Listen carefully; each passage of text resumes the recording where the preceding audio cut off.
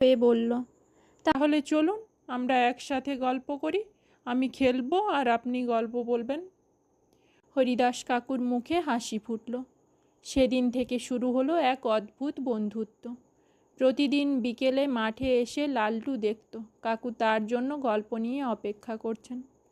কখনো রূপকথা, রাজপুত্র আর দানবের গল্প, কখনো পুরনো দিনের স্বাধীনতার লড়াইয়ের গল্প। লালটু মুগ্ধ হয়ে শুনত, যেন অন্য জগতে পৌঁছে যায়।